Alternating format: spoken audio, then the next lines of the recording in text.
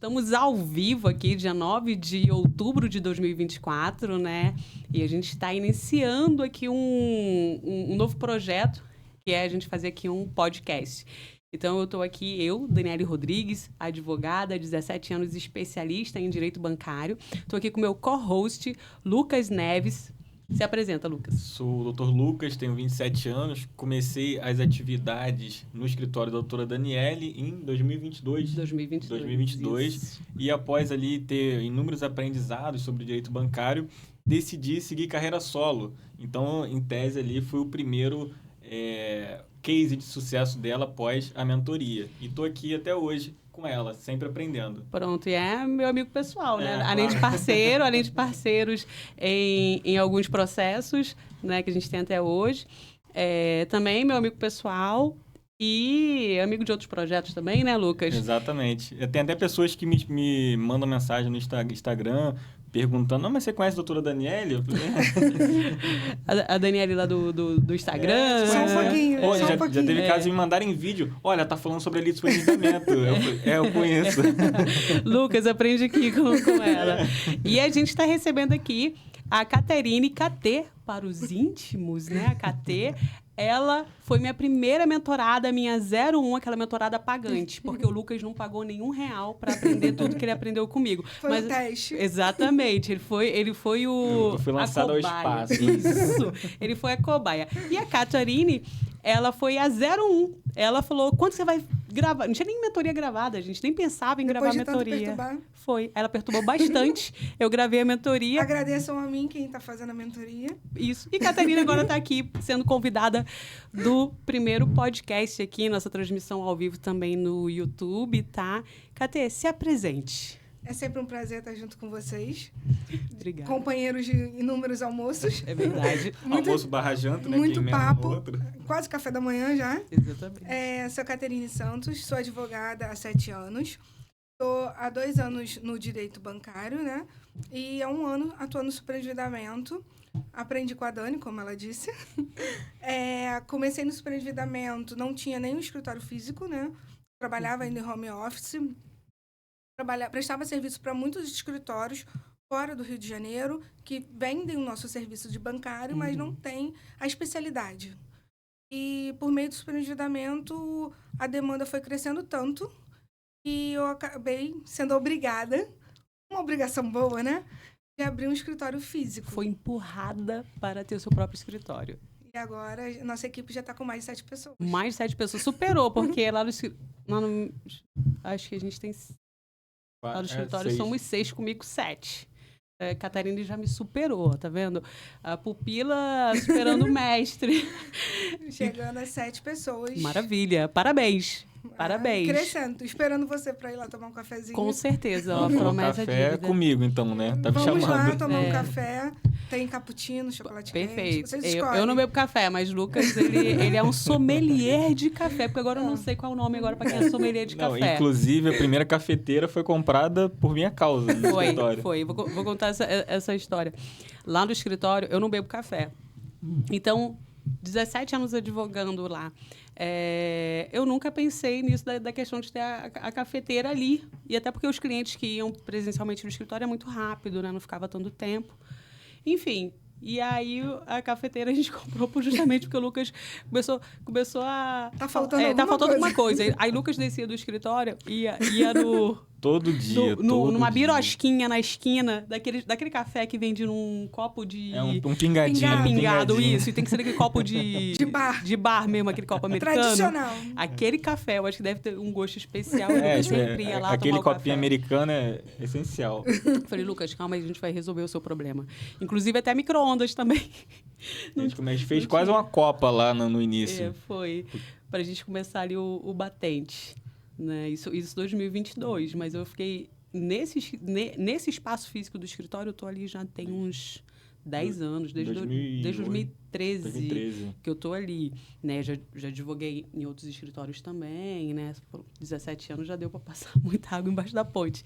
E ali sozinha mesmo, assim, autônoma sozinha, sem sociedade, foi desde 2013, isso. 11 anos já, olha isso. E nesses 11 anos... eu não tinha cafeteira, não tinha micro-ondas, aí nunca chegou lá, aí tem que... Eu já cheguei mudando um pouquinho ali, porque era o meu combustível, para tanto de inicial que tinha, atendimento, tinha que ter um cafezinho para dar um Mas up. normalmente advogado é movido a café. Todo mundo a fala gente que isso. foge padrão. A gente foge padrão. Eu não tomo café, tomo outras coisas que não sejam café.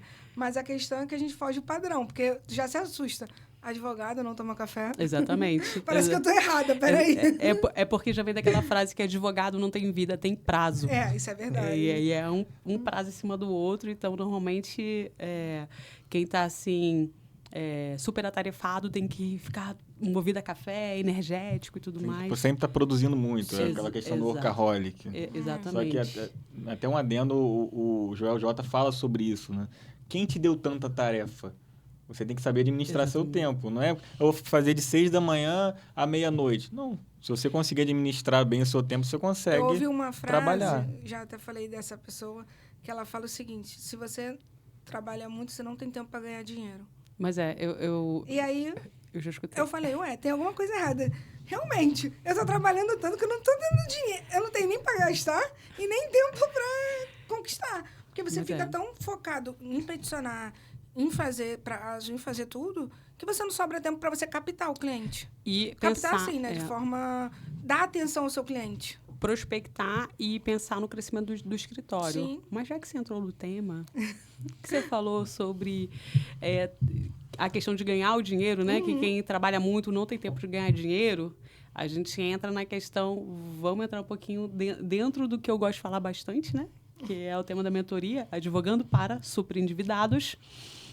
O endividamento para você, na tua perspectiva, o que leva hoje o brasileiro a estar endividado, assim, na sua perspectiva? Eu digo muito para os clientes que é a necessidade. A necessidade te leva a ficar endividado. A necessidade é diferente para mim, como para você, como para o Lucas. A necessidade para mim, que não estou passando por nenhum problema emocional, pode ser saúde, pode ser um filho doente, pode ser o carro que deu problema, que é um instrumento de trabalho de uma pessoa da família, ajudar algum parente, ou até mesmo, como a gente fala do funcionário público, o não reajuste salarial, o poder de compra que cai, e aí você tem que suprir esse poder de compra de alguma forma. Então, você acaba tendo que pegar um empréstimo para poder organizar suas contas. E quem está passando por dificuldades emocionais, como acaba usando como válvula de escape, compra, jogos, que hoje em dia... as até falando sobre o Tigrinho, eu falei com a doutora Daniele. Esses bets que tem aí acabam sendo válvula de escape. Para você se distrair, começa com um joguinho que não tem problema, daqui a pouco você já começa a ficar ali que está a sua alegria, e aí você usa como válvula de escape. Então, a ansiedade, o estresse, a depressão, que são doenças do século de agora, né, na nossa atualidade. Então, eu acho que naquele momento é a saída, é a sua necessidade. Não quer dizer que você está certo ou errado, mas para você, naquele momento, era a saída. Era como você via a resolução dos seus problemas naquele empréstimo. E aí você pega o primeiro, já não sobra mais seu salário todo. Então, e a gente não aprende economia na escola, né? Educação financeira não existe. Então, você já não pensa que o seu salário já não vai... Daqui a um ano já não é mais o seu salário todo. Porque já tem empréstimo. Dele. E você já não... Você já tem que pagar... O seu salário já não tem o mesmo poder de compra. Então, tudo isso eu acho que influencia, né? A você entrar na primeira dívida. Seja um empréstimo ou cartão de crédito, que você acaba usando para cobrir... Ou um cheque especial. Ou cheque especial. Você acaba buscando alguma forma. Então, eu digo muito para os clientes para eles não se sentirem culpados. Primeiro ponto. Porque você precisa de ajuda. Você tem que entender que você precisa de ajuda. Quando você está doente, você não procura um médico. Por quê? Porque você não tem capacidade para sair sozinho. Acho muito bonito quando falam assim, vamos estudar finanças. Mas você vai ter capacidade sozinho de fazer cortes? Você não fez até hoje. Exatamente. Se fosse tão fácil falar, é muito fácil. Quando a gente advoga, você advoga em casa própria? Muito raramente, porque envolve emoção, envolve o ego da pessoa. Você vai fazer um erro. A chance de erro é maior. Então, a gente tem que entender o momento que a gente está passando. Peraí, eu preciso que alguém de fora olhe e fale assim, vamos junto? Isso aqui corta, isso aqui não corta. E eu, pelo menos, vejo muito no escritório, acredito que vocês também, pessoas que escondem da família. Então, como é que você vai falar para o seu companheiro que você está naquele quadro? Todos esses pontos. E a gente acaba... Advogado é psicólogo. Então, você acaba falando, olha, a culpa não é sua. Vamos conversar junto com o seu parceiro. Porque... Acontece de muitas vezes a gente está em atendimento e o cliente ali está, assim, principalmente se for mulher, vai chorar mais rápido do que o homem. O homem ele já está ali quase chorando, mas normalmente a endividada, né, servidora pública, a mulher, é a que mais está ali, assim, super fragilizada e realmente naquela linha, assim, de desespero. Eu acho que até fragilizado seria, mas quem costuma esconder da família é o homem. O homem ele não quer ver a imagem dele de provedor, de quem gera aquela família abalada. Então, ele normalmente esconde da parceira. No meu caso, lá no escritório, a maioria são as mulheres. Lá no escritório, a maioria são os homens. Você sente que eles têm um receio de falar que ela não pode mais, porque algumas acabam largando a vida para acompanhar o marido, né? O profissional, e aí é aquele salário para 2. Ou para 3, 4, depende de quantos filhos tem. Então, ele fica com aquele receio de falar, olha, vamos ter que cortar custos. Exatamente. Teve um caso no escritório lá, até comentei com a doutora Daniela esses dias, sobre o pós-venda, como funciona. O cliente, a gente conseguiu a limitação para ele, de 30%. Conseguimos readequar, verbou na margem dele no contra-cheque, diligenciamos para ser muito rápido. E ele liga desesperado, informando que já tinha contraído mais 3 empréstimos, que o superendividamento atrasou a vida dele, até o ponto que eu perguntei, como que atrasou? Né? Qual foi a sua atitude perante isso? Contrair novos empréstimos. Ele não tem esse controle, até porque todos os fatores que você falou, sobre ansiedade, sobre aquela necessidade de, num momento específico, pegar o empréstimo, ok. Mas aí vem uma parte também do descontrole por parte do superendividado. Eu acho que alguns e a pontos se tornam doença também. E a oferta do crédito, que é irresponsável. O banco ele só assina ali, puxa no aplicativo e libera o crédito. Aí você falou um ponto muito importante, porque a lei do superendividamento, ela já vem justamente para frear o banco sobre essa oferta de crédito desenfreada. Mas, assim, a AKT, ela falou uma coisa muito, muito certa, muito assertiva, que é, quando um servidor público ou um CLT, que seja, você tem uma remuneração X, eu tenho uma remuneração agora que eu consigo no trabalho que eu estou, ou no emprego público, eu estou ganhando 10 mil todo mês. Mas você entrou para ganhar 10 mil. Aí você fala assim, caramba, Tô ganhando bem. Eu tô ganhando muito bem. Você tinha o quê? Exatamente. Aqui fora essa realidade era outra. Esse 10 mil aqui tá ótimo. Meus filhos vão estudar nesse colégio, eu vou morar nesse apartamento, eu vou ter esse carro, eu vou frequentar esses lugares. Tá ótimo pros 10 mil. Só que ele não repara que uma coisa que a gente não teve, que é educação financeira, ele não sabe sobre inflação. E ele não sabe, assim, conscientemente, ele não tem aquela consciência de que cada vez tudo tem um reajuste, plano de saúde reajusta, alimentação reajusta, colégio dos filhos reajusta, tudo vai reajustar, o condomínio dele, o financiamento do imóvel vai reajustar. Nada vai ficar mais barato. Nada vai ficar mais barato, tudo vai ficar mais caro. Financiamento não, porque no caso, se for fixo, né? Mas tudo vai ter um reajuste, o custo de vida dele não vai ser mais dos 10 mil, e isso não é de um mês para o outro, isso é no decorrer dos anos. Então, para que ele mantenha o mesmo padrão que ele tinha, ele vai ter que colocar mais dinheiro. Só que uma coisa não reajustou, o salário. Fora que o funcionário público, normalmente ele não consegue fazer os bicos para um plus. Porque ele não ganha hora extra, mas ele trabalha com hora extra. No caso do policial militar, a questão do RAIS. Ele sempre tenta ali, mas o que ele já ganha já é para cobrir a dívida. Não, então é no 0 a 0. Ele não pensa o seguinte, eu vou ficar doente, porque eu trabalho tanto... Exatamente. Que uma hora o meu corpo vai pedir socorro. Não vai aguentar. Você trabalha para cobrir a dívida. Aí você paga errado. Eu sempre falo para o cliente assim, pagou errado, paga 2 vezes. Você escolheu a dívida errada para pagar. Era tão mais fácil negociar a sua dívida se você tivesse escolhido a certa. Exatamente. Mas eu conversei com fulano... Ou eu vi no Google. Tem um primo que faz. Ele falou pra mim que era só ir no Serasa e escolher o que dava no meu valor e eu fui lá e paguei. Aí é outra questão. Você ter estratégia, procurar uma advocacia especializada ali na defesa do consumidor bancário para você ter uma estratégia do que você pode pagar, do que você não pode pagar. Porque até na hora de dever... momento, você tem que saber para quem tu... Exatamente. Na minha visão, acho que o primeiro ponto a ser observado é qual empréstimo ou qual operação de crédito tem uma garantia real. Acho que nessa você vai ter que focar mais. Deu um carro como garantia. Foca nessa. O que não tem garantia, a gente tenta trabalhar com o provisionamento ou alguma estratégia dentro do superendividamento. Eu acho que também depende do valor da dívida. Depois, o segundo ponto já é o valor da dívida. Mas o banco tal negocia, o banco tal... Tá, mas qual é o valor da dívida? Porque se a dívida for alta, desculpa, mas um banco melhor de negociar, você vai ter que ter um valor relativamente bom para negociar. Da onde você vai tirar esse valor bom? E dependendo do quanto você está devendo também, empréstimo. né, Catê? Vai no gerente, vai voltando no gerente, aí você pega empréstimo para pagar empréstimo, vai ficar, cada vez você vai assinando uma confissão de dívida que vai ficando aí vai ter uma cada hora vez que maior. o gerente vai falar para você assim, não posso fazer mais nada. Eu sempre te ajudei. Eu já te ajudei a te endividar, não tem mais como. É que eu já endividei você tanto que agora nem um banco quer mais. Eu até gostaria, porque eu ganho um bônusinho se eu te der uma... Mas sempre um troquinho de R$2.000 que ele... pega essa dívida aqui, a gente vai comprar. Te tira do sufoco, mas com 2.000 você paga o quê? Nada.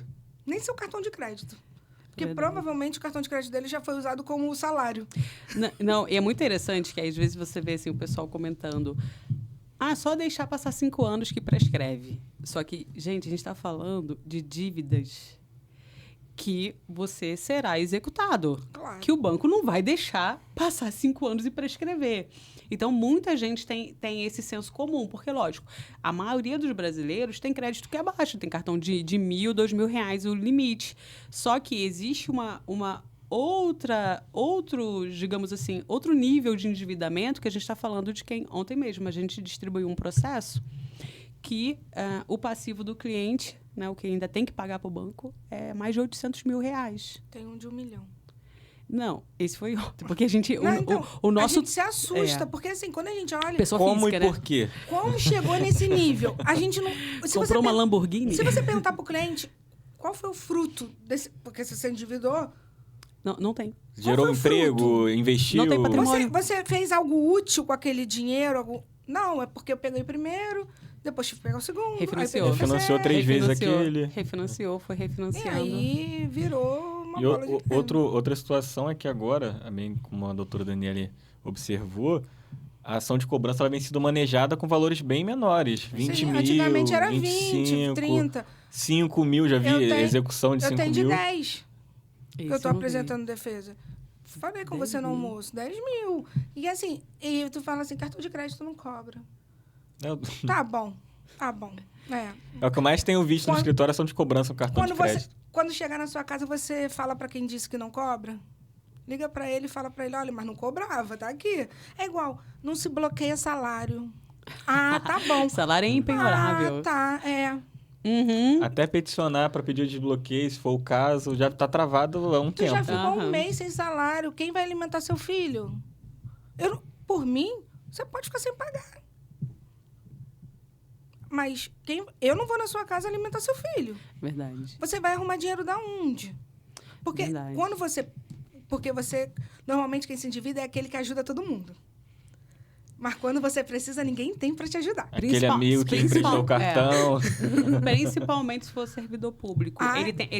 Ele chama para ele a responsabilidade do eu sou provedor e eu sou a segurança de toda a minha família. Eu tenho salário fixo, então eu posso segurar... Eu posso pegar um consignado aqui, outro, aí quando vê já tá no quarto.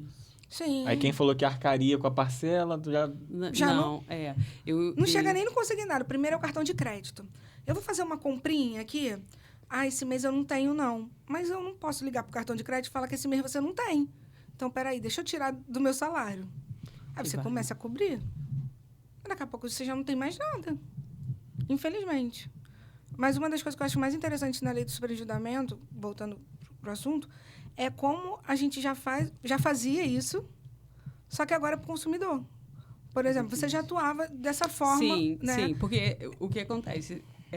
a lei do superendividamento... É algo novo, vamos falar assim. É uma lei nova. Só que a tese, ela é antiga. Então, você pega lá... Eu tenho um livro da minha pós-graduação, lá de 2007, Cláudia Lima Marques. Cláudia Lima Marques falando o seguinte, já pontuando o superendividamento do consumidor como um problema, assim, que ia se agravar no Brasil. E o ápice, acho que foi a pandemia, né? Porque as pessoas sem salário tiveram que tirar de algum lugar. Exatamente. 90% servidor público, porque tinha margem para poder trabalhar. E também ele era o único que estava com salário. E tinha de onde tirar. Exatamente. E aí, o que você tem? Você tem tese de superendividamento, que começou na França, e tem uma lei na França, eu não cheguei a ler porque não sei francês, mas tem uma lei específica na França.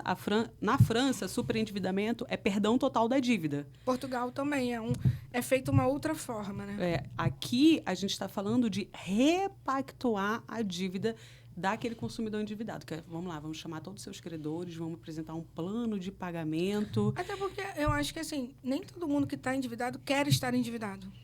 E a pessoa que é honesta, que é certinha, ela não quer ver seu nome negativado. Tem muita gente que fala assim, 5 anos, deixa lá, deixa dormindo. 5 anos demora, é muito tempo. Mas tem clientes que são certos. Esse medo de ter o nome negativado é que faz o banco lucrar. Sim, mas uma hora tu vai entrar.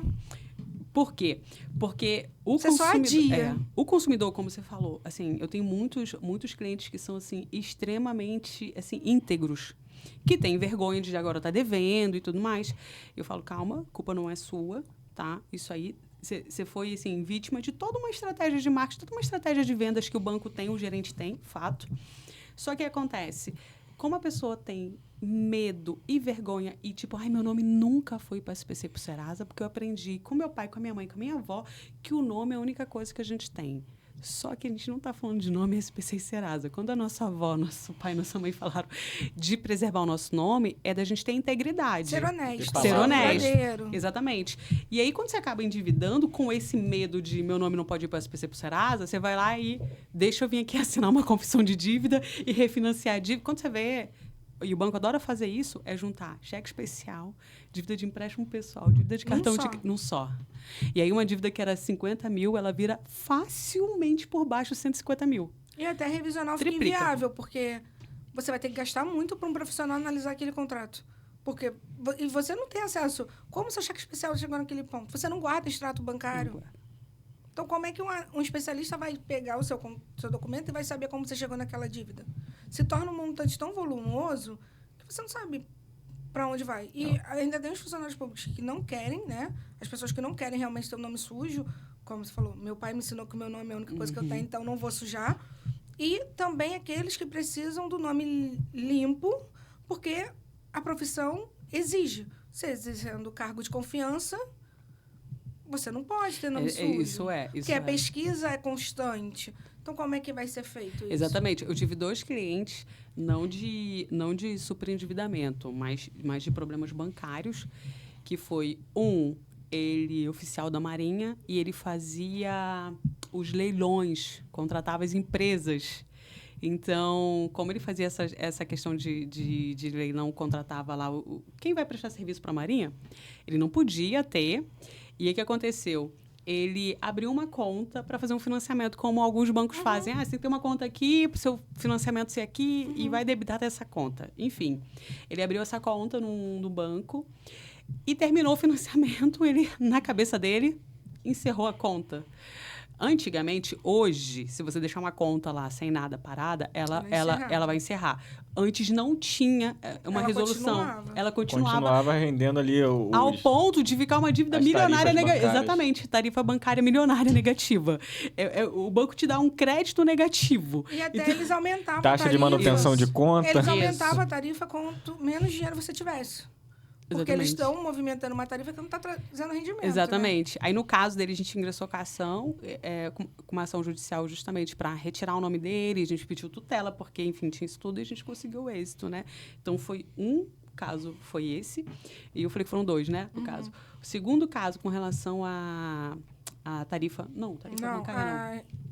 Não ter o nome sujo, porque exerce cargo ou função. A atividade de confiança, exatamente.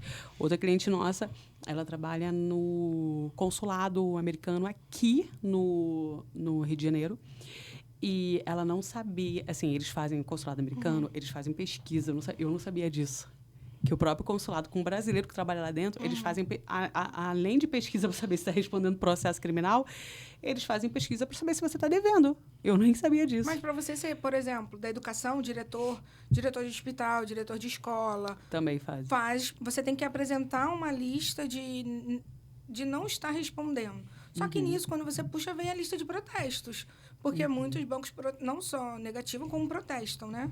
Que hoje é muito mais efetivo você protestar do que você negativar. Exatamente. Então, eles acabam protestando. E aí... Aí aparece. Aí dessa cliente, a gente descobriu que tinha uma dívida no Banco do Brasil. E aí foi fraude mesmo. Usaram um documento dela falso até. E ela tinha bastante crédito, enfim, pegaram cartão de crédito, estouraram, fizeram isso tudo. Ela só descobriu porque eles chamam sempre lá dentro, fica chamando nos funcionários para dar o feedback, e fala assim, olha, você tem que resolver aquele probleminha lá com aquela dívida. Lembrando que você dívida? Aí eles falaram, então, ela, não tem. Aí foi que ela pesquisou. Então, foram 2 processos, assim, que eu me recordo agora de pessoas que realmente foram negativadas indevidamente. Mas o que leva aí a pessoa a endividar imagina que eles, nessa função, o nome realmente tivesse sido negativado por algo que eles deixaram de pagar. Sim. Eles não iam nem chegar nesse ponto, porque eles iam logo procurar o gerente para falar onde que eu assino para triplicar minha dívida, mas para que meu nome fique limpo. Não, eles acabam aceitando porque ou é isso, ou o cargo de confiança já aumenta o seu salário. Então, você acha que... Acha não, tem certeza, né? Se você não continuar recebendo aquele valor, vai piorar a sua situação. Porque se com o cargo de confiança, seu salário já não dá, imagina sem ele. Não, outro ponto sobre o valor que ganha, o adicional com o cargo de confiança, é a questão também da pessoa não saber manter um padrão de vida abaixo do que ela ganha. Isso eu aprendi à época que eu estava lá no escritório com a doutora Daniela. Sempre massificava esse ponto. A pessoa ganha 20 e gasta 30. Chega no final do mês e fala, o que eu faço agora? Mas isso é algo pessoal meu. Isso é uma filosofia de vida que eu tenho. Eu vivo 1, 2 degraus abaixo do que eu posso viver. Sempre. Eu sempre coloquei isso na minha cabeça. E outra coisa que, tipo, se eu vejo um bem material que eu quero muito, desejo muito, eu uso um mantra que é não emociona, não emociona, não emociona. Porque o ato de comprar, o ato da gente adquirir... É prazeroso. Isso. Libera uma grande dose de dopamina. Exatamente. É emocional. A compra é emocional. E a gente fala pro cliente, a gente te entende. A gente te entende. A gente se segura também. Exatamente. Então, assim, o ato da compra, da contratação... é emocional, tudo é emocional, gente. Se você fala assim, não, ninguém... nunca usaram técnica de marketing comigo. Se você é casado, se você é casada, usaram técnica de venda com você. Pra comprar aliança no dia. Não, técnica de venda de conquista. A conquista, exatamente. Conquista. A conquista é uma venda. Você é a melhor pessoa do mundo durante o relacionamento. Eu te amo, não tem ninguém. Eu não existe ninguém além de você. Divórcio. Ela é a pior pessoa do mundo. Mas você não sabia disso antes de casar? Não. A perspectiva mudou. Muda, sempre é no final que descobre. Exatamente. Mas uma questão também da venda ser tanto emocional é que se o lead chegar no seu escritório e você demorar a atendê-lo, ele vai embora. Porque ele está naquela vontade de resolver de imediato. Se não responder em 1 minuto, sumiu, foi embora. Foi embora. Não, e fala, você não me dá atenção. Lá no escritório, eu falei, a gente manda mensagem mensal pro cliente do andamento. E quando tem alguma coisa antes, a gente informa. Eu informei semana passada. Não teve nada relevante. Não, mas você não me dá atenção. A gente tenta, a gente faz de tudo para ser o mais rápido possível. Mas tem decisão que nem publicou. Exatamente. Você sabe porque você acessa o processo todos os dias. E o nosso prazo só vai contar com a publicação.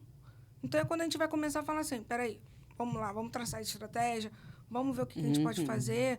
Eu entendo a ansiedade do cliente, eu entendo que ele vê aquele processo como a solução da vida dele, mas nós também vemos.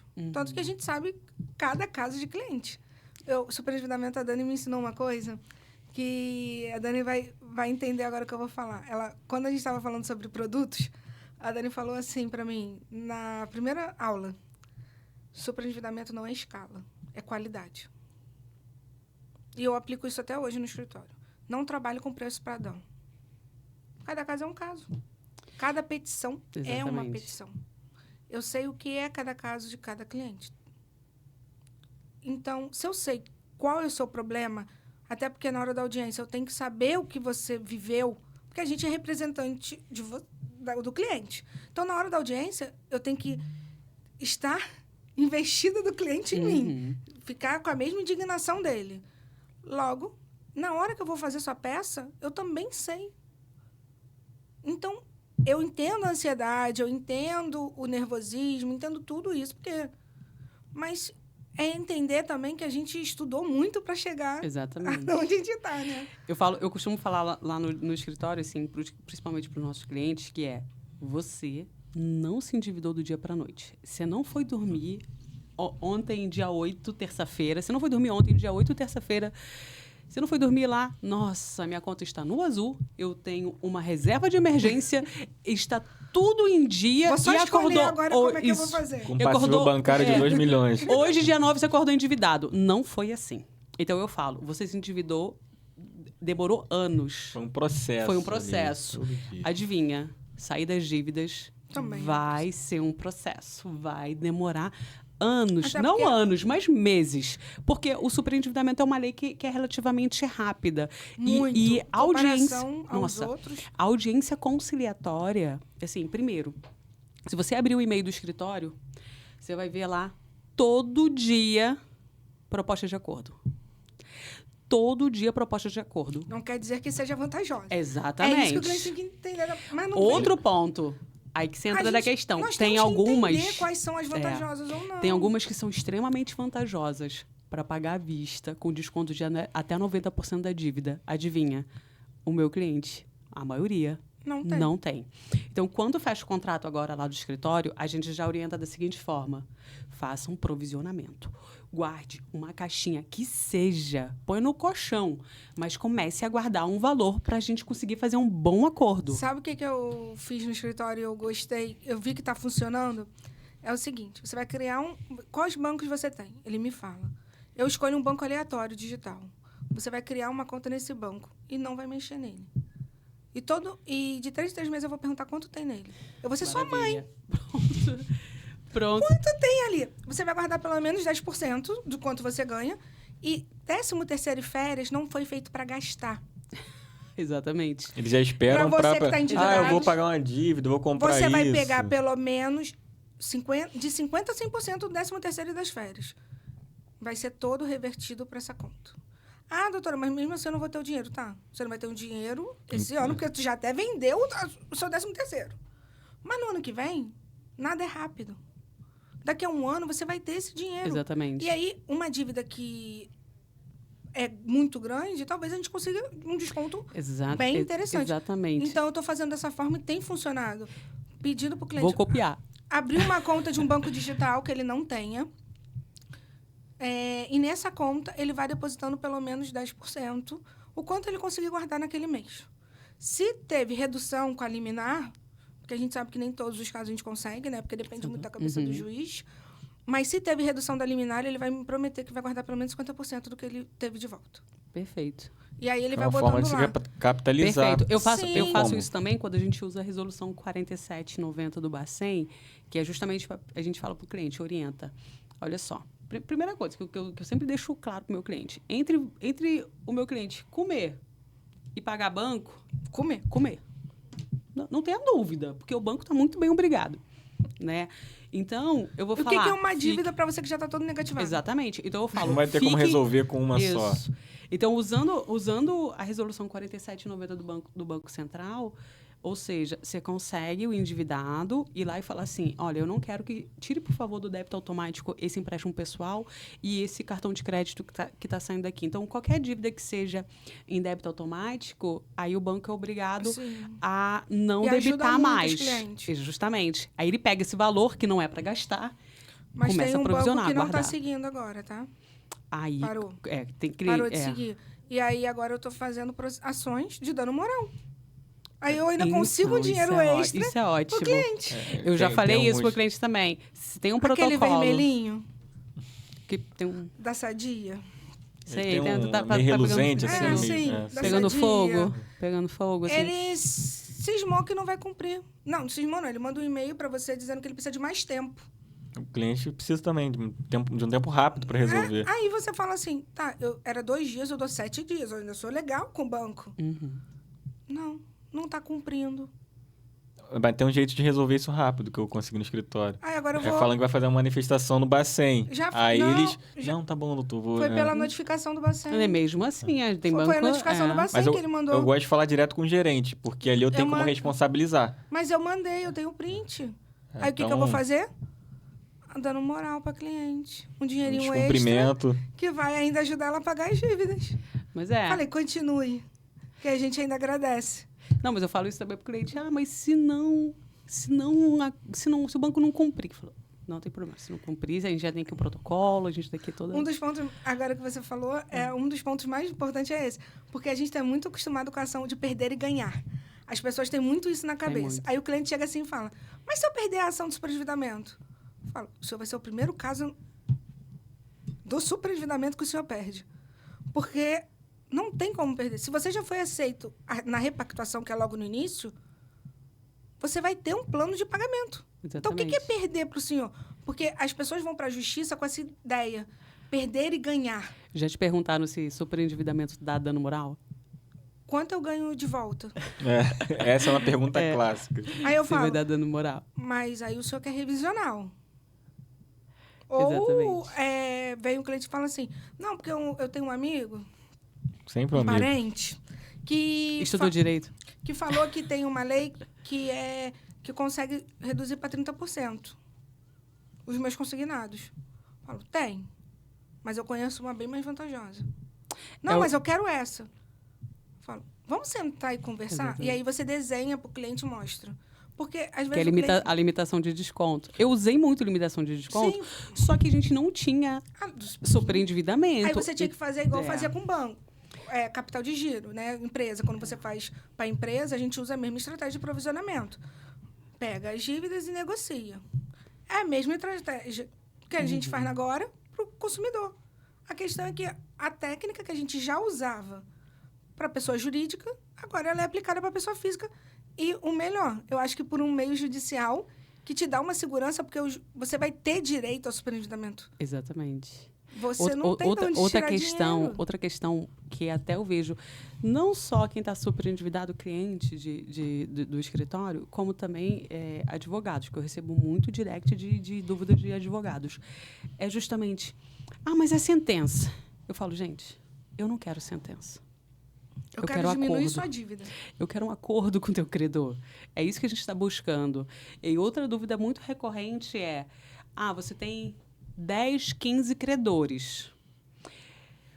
Um fez acordo e o resto não quis fazer acordo. O que vai acontecer? Então, tem muita gente que acredita que se o acordo não for todos os credores, não vai poder ser feito. Não, gente, um acordo para aquele credor. E, às vezes, eu tenho num credor alguns contratos. A gente consegue negociar alguns contratos. Quando é consignado, não. Ele não vai oferecer acordo. Porque está debitando lá, então ele não oferece. Enquanto não for interessante. Exatamente. E outros não. Porque, assim, o banco ele faz acordo, principalmente com quem está inadimplente. Mas quando a gente entrar dentro do plano de pagamento e ele vê que ele vai demorar 5 anos para receber aquele crédito consignado, que seria em 3, ele fala, vamos sentar para conversar?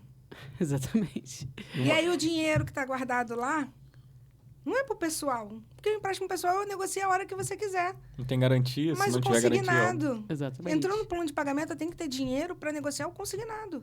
Para diminuir os descontos. Então, eu acho que assim, a lei ela veio muito mais para trazer mais celeridade, mais organização, beneficiar uma ajuda. Beneficiar o consumidor. É um freio para a instituição financeira. Mas é uma coisa que a gente também. já fazia também para a pessoa jurídica. Só que não tinha uma lei que ajudasse, porque a falência, ela está aí, mas é a última... No Rio de Janeiro era simulado. A súmula 205, se eu não me engano, já tratava a questão dessa limitação. Só que não tinha a lei para dizer como seria. Mas a limitação mas aí seria a limitação do que está na sua folha.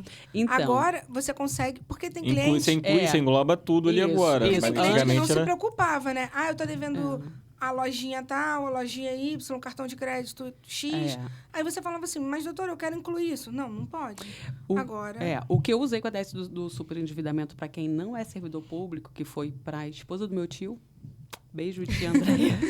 Eu uso a sentença dela bastante, que foi um processo de 2013. Ela é CLT. Então, tinha muita gente que achava que limitação de descontos era só para quem é servidor público. Aí, que entra? Gente, quem é advogado? Advogado, você tem que criar tese. Entenda, a gente está aqui para criar tese. Então, a gente tem que pegar a lei, adaptar ela. Você não precisava fazer faculdade? Exatamente. O que eu fiz no processo dela? Ela não tinha contra-cheque comprometido. O que estava acontecendo é que a empresa pagava em um banco, que você era obrigado, muito trabalhador, né? Obrigado a receber naquele banco. E ali o banco pegava tudo. E eles ainda acham que é consignado. E acredito que é o mesmo banco vermelhinho que você falou. Eu tenho empréstimo consignado. Isso. Mas como você tem empréstimo consignado? Ele desconta na minha conta quando o salário cai. Então, ele não é. Exatamente. Tá então, ela tinha um comprometimento da renda dela ali, não era no contra-cheque, era justamente... Então, o que eu fiz? Eu falei, cara, eu tenho que convencer o juiz de pegar essa tese aqui de limitação de desconto de servidor público e aplicar para uma pessoa que é um seletista, né? Ali, o consumidor seletista. Então, assim, a gente acaba usando outras legislações como... Análogo. Exatamente. Você vai encaixando. Justamente nesse caso, eles aplicam por analogia. E o juiz aplicou. E aí o que aconteceu? Quando teve a sentença aplicando, aí o Santander chamou para conversar. Não, vou fazer aqui um acordo. Porque ele viu como é que eu vou... Vou ter um prejuízo aqui, vamos lá. Exatamente. Mas o que eu acho mais interessante, como a gente fala muito de hot seat, da mentoria, ou até mesmo network, quando a gente marca os almoço, janta, o que eu acho mais interessante é essa troca. Porque quando a gente troca entendimentos e tudo, a gente vê como está entendendo cada tribunal, cada juiz, porque é muito mais fácil advogar para um local menor, onde tem um fórum com 5 varas. Um entendimento Aqui específico. no Rio de Janeiro é muito grande. Tanto que advogado de fora sofre, a gente sabe que sofre, para advogar aqui dentro do Rio de Janeiro. Primeiro, começando pela parte da regionalização. Qual é o fórum competente? Já começa por esse pequeno detalhe. Segundo, são as custas processuais. As custas que já não ajudam. E para fazer as custas, se a gente que trabalha aqui já é meio complicado, então imagina quem vem de fora. E os sistemas que estão trocando, que é uma beleza. Cada ano é um sistema novo. Exatamente. Muda o ano, muda o EPROC. Já começou, o EPROC. Mudou o sistema, mudou o ano, mudou o sistema.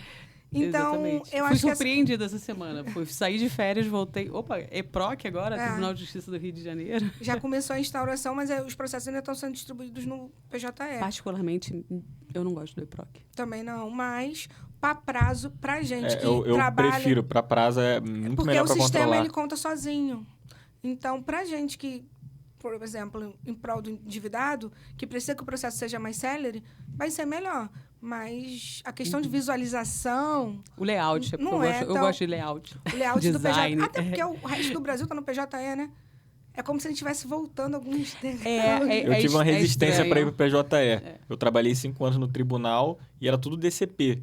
Então era muito mais... Eu já estava acostumado. 5 anos, quando mudou para o PJE, eu falei, meu Deus. Agora eu prefiro o PJE do que o antigo. Mas para você se acostumar com o PJE é mais fácil. É intuitivo. Sim, sim. Não, e é muito louco quando a gente advoga o Brasil todo, e graças a Deus o escritório está em todos os estados do Brasil, você tem ESAGES, você tem Tucujures, você tem sistemas... O do Paraná, o do Paraná é Projude, Projude. Meu Deus. Só Deus. Ontem estava fora do ar. Tem que entrar com um autenticador de 2 fatores ainda, CPF... Token, para quê? Você só precisa de login e senha. E aí... Ontem, a gente tentando peticionar, o sistema fora do ar. Gente. Aí o dia inteiro, não é assim. Aí você distribui um processo lá, o processo é sem número. Eu falo, gente, eu voltei. Aí você vai peticionar. Como assim? Aí a gente estava fazendo uma execução, né? Uma defesa lá de um cliente do Paraná, por delegado. Ganha bem, mas ganha bem. Quanto mais você ganha, maior é o seu gasto. Sim. Foi o que a gente falou.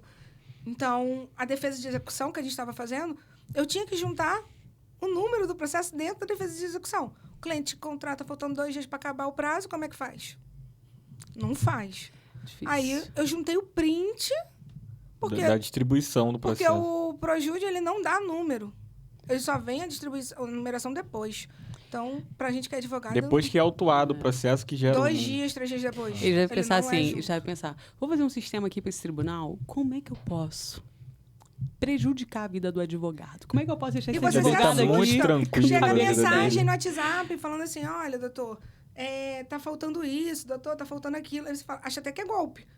Ué, cartório me mandando mensagem? Vou bloquear, porque é golpe, com certeza. A chance de ser golpe é Não fui intimado desse prazo. Exatamente. Então, assim, acaba que a gente tem, né, na advocacia os desafios dos sistemas. Uma das coisas que eu fiz lá no escritório, assim, que eu gosto muito de tecnologia eu sempre procuro e falo também lá para minha equipe, achou algum software que seja para ajudar, fala aqui que a gente contrata, a gente testa. E aí, eu fui apresentada através de um mentorado meu até, o Diego. Sim. Ele me apresentou o Legal Mail. Você falou. E eu estava falando, a gente tem muita dificuldade, que tem alguns tribunais que o sistema da segunda instância, você vai protocolizar ali um agravo, que a gente não conseguiu uma liminar para limitar descontos, você precisa agravar daquela decisão. Cadê? Onde que é? É PJE. Mas a segunda instância não é PJE. É um sistema do tribunal individual que a gente não conseguia acessar. Que esse Fora que você tem que fazer cadastro, tudo para poder acessar aquele sistema. Exatamente. Aí o que acontece? O que o Legal Mail faz? O cadastro tem que fazer. Lógico, você tem que fazer o cadastro. Só que é um sistema que você usa a plataforma deles. Por exemplo, você ficou lá tentando Projude Paraná ontem o dia todo. Quem ia ficar fazendo isso não é o seu colaborador, o advogado que trabalha lá para você. É o sistema. A Luísa vai reclamar comigo depois dessa, que ela ficou o dia inteiro lá tentando. Você está entendendo? Porque, assim, e os outros processos que precisam que a Luísa trabalhe lá nos outros processos para dar andamento? Sim. Então, você acaba perdendo muito tempo com uma coisa que uma máquina poderia estar fazendo. Nosso tempo é dinheiro, né? Isso... Mas, voltando no negócio do network... Literalmente dinheiro, porque a gente trabalha com dívida dos clientes. Mas eu acho que, assim, o network ele é bom por isso. Você tá dentro de um grupo de troca, de conversa, facilita. Fora vocês... A Dani até fala, fui ver a petição da Caterine quando eu abro lá, uma decisão recente. Foi. Minha! Foi, eu achei muito legal. Paradigmas. Porque a gente tem na minha mentoria advogando para superendividados. Sentenças. Isso. A gente tem um grupo do WhatsApp. E eu já mando lá dentro. Acabou de sair uma sentença. Eu falo assim, gente, você tem essa frechinha, pá. E mando. Aí, nos stories da Catarina, eu tô vendo que ela colocou lá a sentença no corpo do processo ali, sim, como jurisprudência. Falei, mas, gente, a gente mesmo aqui do escritório, a gente não tá usando as nossas sentenças como jurisprudência. Eu falei, preciso de uma jurisprudência para esse... Eu acho que a Dani botou uma jurisprudência para esse tribunal. Esses dias. Fui lá e falei, tem. Pronto. Vou usar o da Dani. Porque, assim, é o que eu falo até no superajudamento, a gente muitas vezes faz acordo. Exatamente. Então, a gente não vai ter acesso à sentença em si. Você não vai ficar entrando no tribunal e procurando todos os processos de superajudamento. Você não tem nem tempo para isso. Então, acaba que a gente dificulta. Aí estão ligando, é cliente ligando. Aí. O cliente ligando. E aí, o que acontece? Acaba que dificulta. Então, o que eu falo? Nesses grupos, como a gente faz muita troca, a Dani botou recente uma jurisprudência. Se eu duvidar, era até a mesma vara. Então, para facilitar o entendimento, nós temos para criar tese, sim. Mas também um ajudar o outro. Eu acho que a advocacia evoluiu muito nesse ponto, né? Da gente conseguir se ajudar, da gente ser mais parceiro. Eu acho que o advogado que tem esse pensamento da parceria, esses crescem, prosperam. Você não cresce sozinho. Exatamente. Quem cresce sozinho demora mais. Muito mais. Outra coisa, a maré não sobe para um barco só.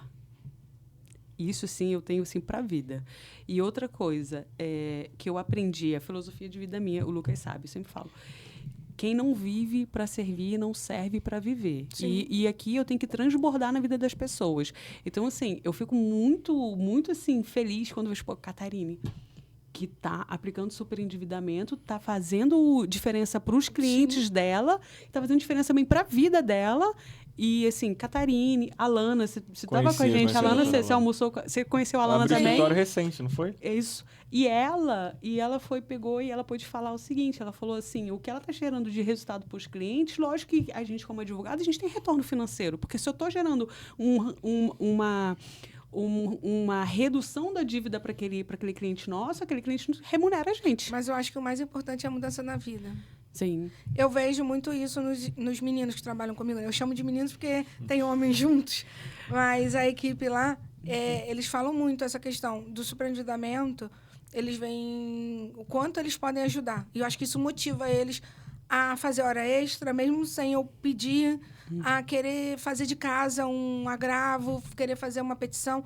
Porque eles, como é um atendimento personalíssimo, ou seja, você se toca com a história daquele cliente, então o Matheus fala, fulano está precisando, ela tem que ver logo, vamos ver, vamos fazer a tabela antes, vamos ver isso, como a gente pode ajudar.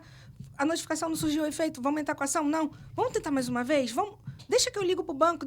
Então, assim, eu acho que isso, como o nosso escritório daqui, somos focados em superendividamento, então a gente já sabe o caminho e a gente se toca mais com aquela questão, né? Porque o financeiro está muito ligado ao emocional. Muito. E você não ajuda só uma pessoa, você ajuda uma família. Exatamente. Então, você vê a transformação tão rápida.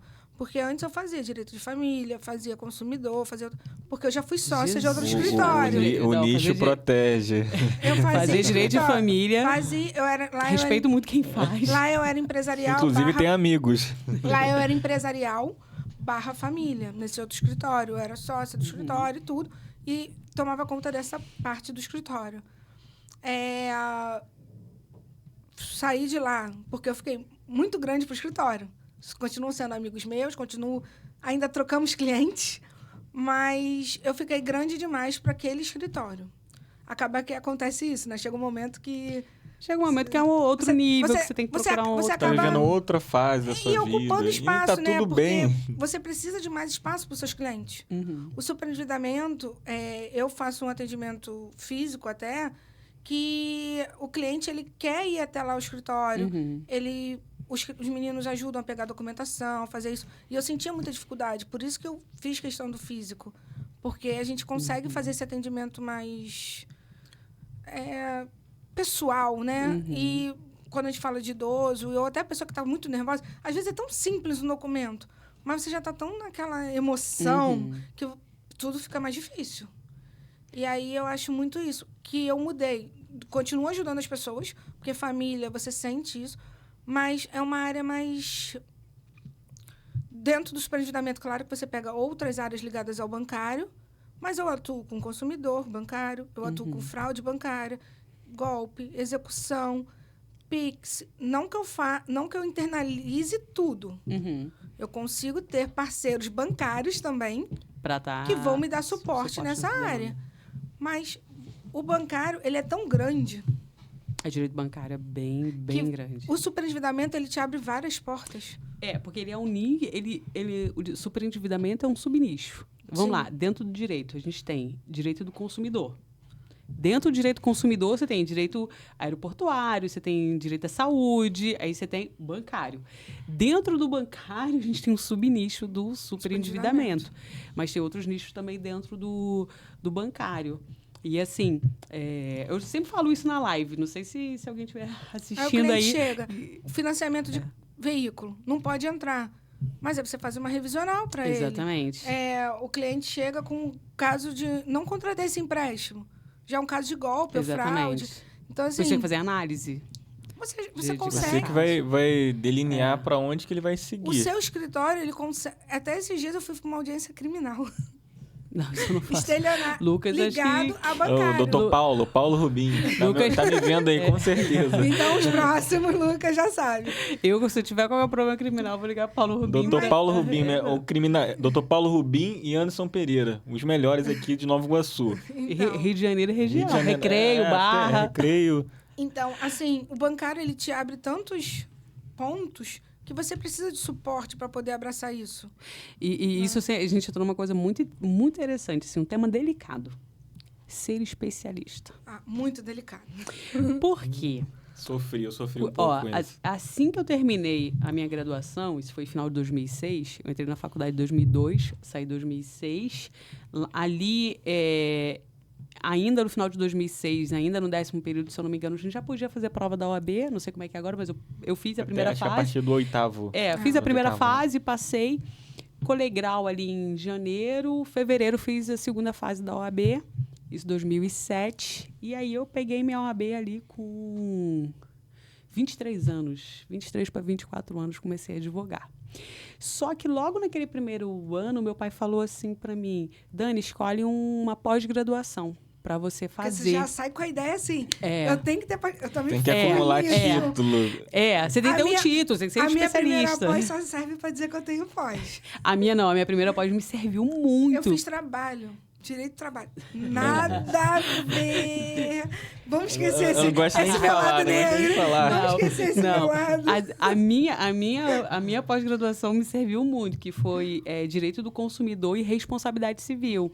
E como eu tinha feito minha monografia dentro dessa área de responsabilidade civil dos fabricantes de cigarro e tudo mais, e aí eu já fui para esse nicho. E eu nem sabia, gente, que era nicho, que o pessoal fala, eu sou especialista. Eu não falava dessa forma, tipo, eu sou especialista dessa área. Eu falava que eu era especialista porque eu tinha pós-graduação em Direito do Consumidor. Então, eu falava, olha, eu só advogo em Direito do Consumidor. E aí, dentro do Direito do Consumidor, eu já comecei a ir muito para o Direito do Consumidor bancário. Fazia tudo de consumidor, mas vinha muito bancário, porque meu pai era servidor público, né, aqui do Rio de Janeiro. Aí fica mais fácil você entender aquela dor também. Exatamente. E aí, meu pai era endividado. Eu cresci na família de Só que... quem viveu sabe. Exatamente, de pegar consignado para pagar consignado. Até eu ainda nem estava formada, ainda era estagiária, e tive aquele cartãozinho tal, azulzinho. Tem muita gente que não tem. Eu não tive. Tem muito advogado que não teve. Eu não tirei porque eu trabalhei no tribunal 5 anos e não podia nem tirar. Então, eu fiquei no tribunal e passei na OAB no 8º período. Então, eu falei, eu vou pegar para poder... Vai pagar só a anuidade. Eu tive, paguei, dava carteirada com aquela carteira de estagiário e tudo. Aqui, ó. Você sabe com quem você tá falando? Direito, eu nem falo que você sabe com quem você tá falando? Você vai ficar estagiária. Era nesse nível. E aí, estagiário pode assinar a petição em juizado, acompanhando já dava canetada já. Exatamente. E pode fazer audiência. Exatamente. E aí, nessa do meu pai ser um servidor público endividado, então, gente, eu aprendi em casa como advogar para o superendividado. O que aconteceu? Eu simplesmente... Meu pai teve vários cartões de crédito. E aí tinha um mercado chamado Carrefour. E aí que por sinal é muito bom em acordos. Vamos deixar vamos deixar registrado que eu estou elogiando o mercado Carrefour. Continue o banco assim. Carrefour Continue assim. Está dando muito certo. E aí, não satisfeito, meu pai teve 2 cartões no mesmo mercado. Eu não consigo entender. O primeiro já não deu certo. Exatamente. Mas vamos continuar. Pediu música no Fantástico, ele, no caso? Nesse nível. E aí, lógico, ele se endividou nos 2 cartões, porque se você não consegue pagar o outro... Tu vai usar o outro para pagar o primeiro. Ele tá achando que era Rochelle, pagar um cartão com o outro. Exatamente. Depois a gente vamos entrar... Segura esse ponto, que a gente vai entrar nesse ponto, que eu conheço gente que faz isso, de passar cartão na própria maquininha. Depois a gente... Esse tema também é polêmico. E aí... O meu pai entrou em contato, se não me engano, foi o próprio cartão que ligou para oferecer um acordo, e ele estava achando que ele estava pagando um acordo englobando os 2 cartões. E não era um só. Só que, lógico, o atendente, né? Porque ninguém pede a cópia do contrato, né? Exatamente. Tudo pela metade do dobro. Exatamente. Aí fala assim, eu fiz um acordo que constava isso e disse, mas o senhor leu isso no contrato? Exatamente. Ou deu para alguém ler? Não, tudo por telefone. Ele falou pra mim, eu acreditei. A mesma situação é cópia do contrato de financiamento de veículo. Ninguém tem. Não existe isso. Ninguém tem. E aí, o que aconteceu? Ou então é assim, eu fiz online. Não, no caso dele foi por telefone. Então, não teve isso. Você manda até antigamente, eles falavam um número do código de barras. Né? A linha digitável. Exatamente. Só pra você pagar. Era nesse nível. Então, você não tinha... Cadê o papel que você fez acordo? Não tinha. Ainda e aí, pior. O nome dele continuou no SPC do Serasa. E aí eu fiz uma ação, ainda como estagiária. Eu falei, não, pai, deixa comigo, que eu sei. Você assina aqui junto comigo. Eu coloquei lá meu nome, não sei o número agora, mas normalmente a OAB tem um Ezinho, né? 045. O E. E aí eu fiz lá a petição, coloquei e tal. E falei, cara, meu primeiro processo, sozinha, sem ninguém. Meu primeiro cliente, meu pai. Cheguei na audiência. Cheguei na audiência, aí eu falei, meu pai não sabia explicar ao certo. Aí eu falei assim, excelência, eu posso explicar? E eu expliquei. A advogada do banco. Excelência, ela pode falar? Aí o juiz, mas por que ela não poderia? Porque ela viu, eu falei assim, não, ele realmente achou que ele estava fazendo o acordo de todas as dívidas, né, e tal. Enfim, aí foi procedente. E meu pai falou assim, quanto que paga um pai advogado nesse tipo de ação? Eu falei, pai, não vou te cobrar, né? Você é meu pai. Não, eu faço questão, porque ele queria que ele fosse o meu primeiro honorários.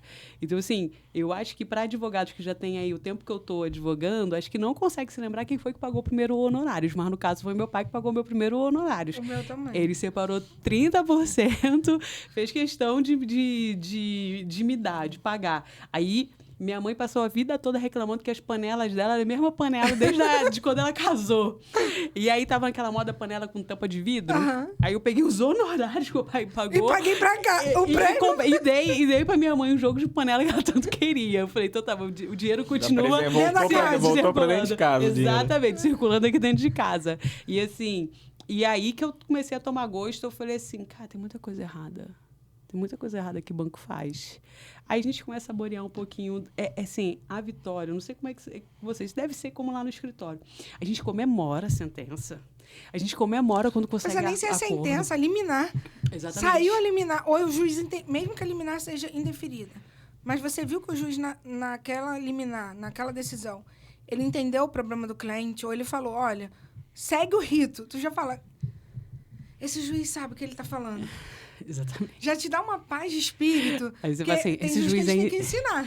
Esse juiz é endividado. Ele sabe que o meu cliente está passando. Não é o primeiro que ele pega. Teve uma situação específica, é até bom essa questão da polarização, da atuação dos advogados no direito bancário, que eu fui despachar um processo numa comarca aqui do Rio de Janeiro, e eu encontrei o juiz no gabinete, porque o processo não andava, ele não sabia qual era o procedimento do superendividamento. E nesse dia que eu fui despachar com ele me perguntou, tá, como que eu vou seguir daqui para frente? A gente ficou trocando uma ideia de como seria. Ele falou, tá, beleza, quando chegar na parte do plano de pagamento, vou ter que nomear um perito? Vai. Ele não sabia de nada. Tá, mas eu vou limitar em 45%, não gostou, recorre. Ele falou assim mesmo, esse é o meu entendimento. Eu falei, mas 45%... Não, mas 30... você não tinha nem entendimento. Esse aqui é meu entendimento. Eu não gostou, recorre no final, tá bom, doutor? Mas por quê? Não, porque o STF decidiu assim. O STF mas decidiu. O senhor não sabia ainda. Aí ele, não, mas 45, tá bom? Tá bom. Minha primeira audiência com a lei do superendividamento foi em Campo Grande. Se não me engano, 5ª Vara Civil da Regional de Campo Grande. E aí foi aquele bate-papo assim na mesa. A juíza chegou para mim e falou assim, eu escolhi especificamente alguns escritórios que eu achei a petição inicial assim bem elaborada para fazer audiência, porque não foi de todos, para fazer audiência. Aí eu falei, nossa, interessante. Aí então ela foi um elogio. Foi um elogio. Eu falei, gostei. Eu falei, entender como elogio. Não, o copo tá meio cheio aqui. Mas foi. Aí eu falei, poxa, que legal, assim, pensando. Aí ela falou assim, doutora, você trabalha nesse escritório aqui, com essa loguinho? E aí tinha meu logo lá. Desse azulzinho aqui? Aí eu falei assim, eu sou a Daniele Rodrigues. Ela achou que eu era funcionária do escritório lá fazendo audiência. Eu não sou a própria. Caramba. Aí ela meio que parou a audiência. Você tem sentença? Pra me mandar? Aí eu... Acho que já tinha uma na capital, não tinha? Não, nessa não tinha ainda, porque era muito recente. 2022, ninguém dava dando sentença. Eu falei, excelência, não, mas tenho sentença com a tese do superendividamento com limitação de desconto. Ela, não, essa eu sei, porque eu já dou, assim, nisso. Mas ela estava atrás de sentença, tem juiz querendo entender como é que está sendo. E assim, é uma lei nova, né? A gente fala em 2021 a lei, mas ela só começou em 2022. Então, como eu falo, é um bebê. E em 2024 tem juiz que desconhece. Então, eu fui fazer uma audiência para Pernambuco, eu atuo muito em Pernambuco, e uma das coisas que eu percebi na audiência é que os advogados do banco tentam te levar a erro. A todo instante. Se eu fosse um pouquinho... Se eu não estivesse preparada para aquele momento, ou não fosse tão madura na hora de explicar para o conciliador não sabia o que ele estava fazendo ali na audiência. Eu estava explicando para ele tudo. E chega um limite da discussão, não consegui não ir nada em ata do que eu pedi. Isso já aconteceu com a gente também. Mas não tem problema, eu gravo a audiência toda. Eu vou mandar a cópia pro juiz, já que não tem, eu faço. Eu vou subir. Eu faço o favor pro juiz. Tudo bem. No meio o cliente nem entendeu o ponto. E eu deixei essa parte que eu vou depois mandar para você, que o advogado do banco enche o pulmão para falar que eu tô coagindo ele a trazer uma proposta na audiência. Eu falei... Opa! Tadinho dele. Olha só, a gente está numa audiência de conciliação. Você está aqui. Você está gastando só o tempo da máquina pública? Por que você não vem, pelo menos assim, olha, minha dívida é X, eu não vou reduzir nada. Na hora da audiência, ele chega e fala assim, não tenho proposta. Aí tem que perguntar, você tem poder para transigir? Não tem nem... Nunca tem. Vou ligar pro banco para ver se eu tenho. Tinha Acabou. banco que não tinha preposto na audiência, presente. Tudo bem, sem problema. Fui lá e falei, vocês não, nem o valor da dívida vocês vão falar? Atualizada? Não, tá bom.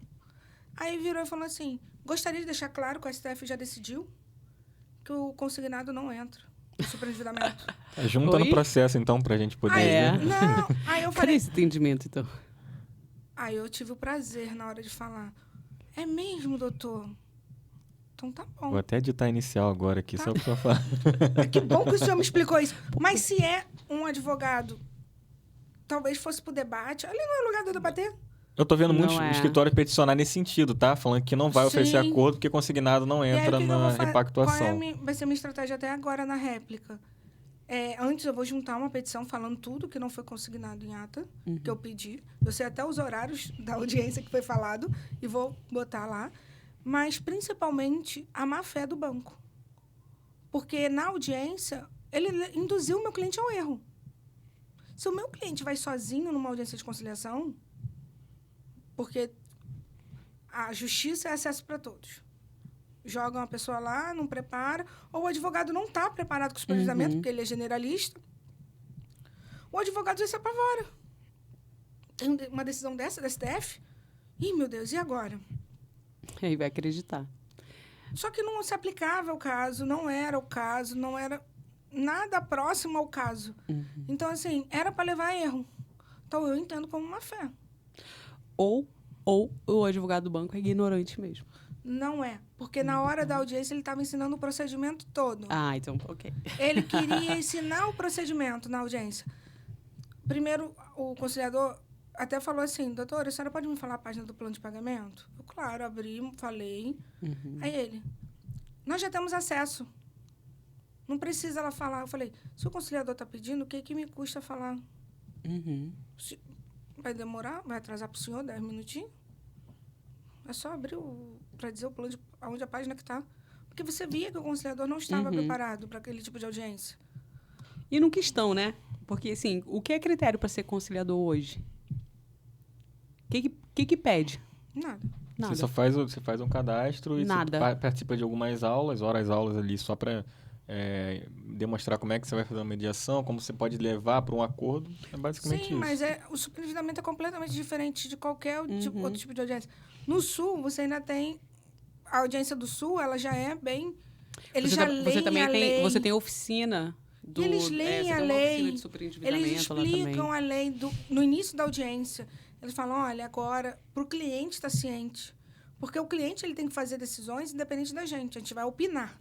A decisão da acordo é do cliente. Agora, aqui na capital do Rio de Janeiro está muito bom, porque assim, as sentenças procedentes que a gente tem lá no escritório, a audiência foi feita com o juiz togado, levou mais a sério, né? É feita com o juiz togado. Eu já estou reparando que elas estão muito... O esqueleto já está pronto das sentenças, então provavelmente eles estão aplicando isso na capital.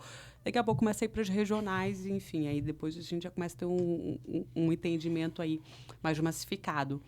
E com o contador judicial sentado lá do lado do juiz, e aí ele faz o plano de pagamento. Porque, entenda, até aquele momento da audiência, por mais que a gente faça um plano de pagamento, a gente está fazendo um plano de pagamento, pelo menos lá no escritório, a gente faz logo no início do processo.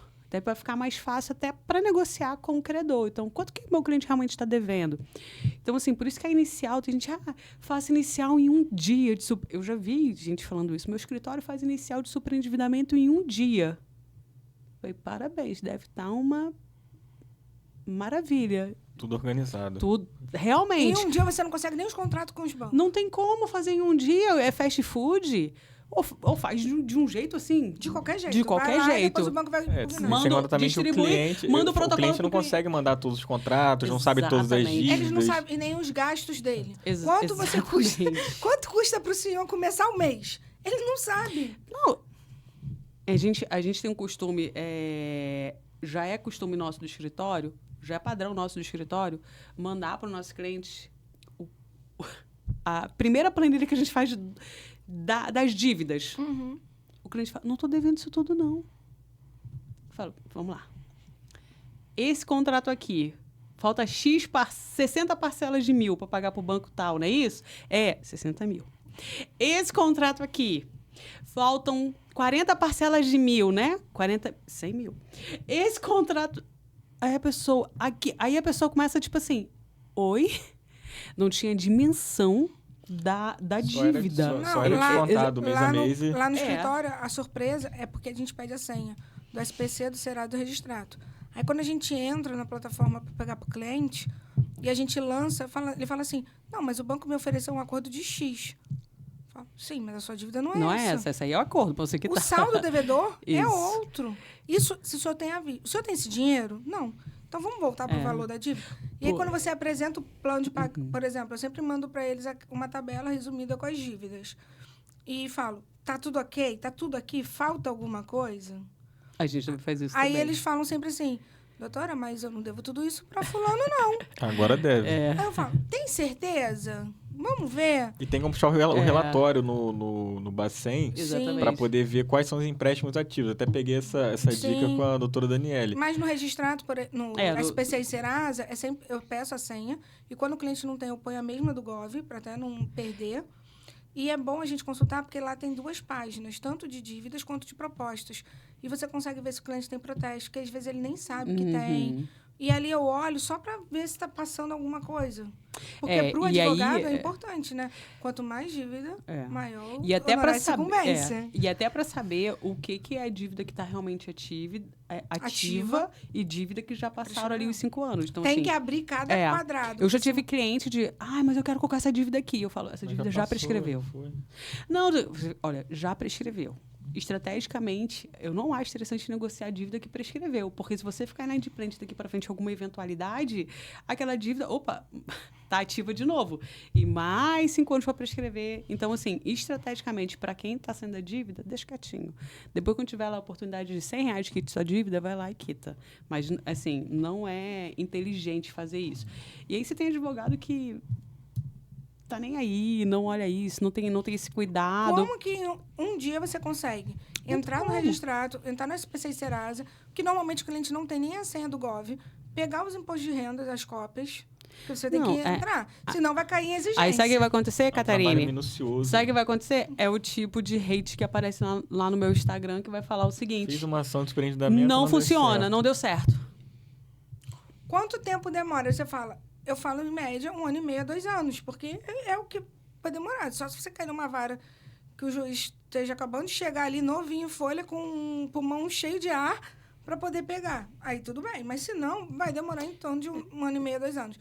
Quando a gente fala isso, ele fala assim, não, doutora, mas o meu processo, só para sair a liminar, já está 6 meses. Eu falo, realmente.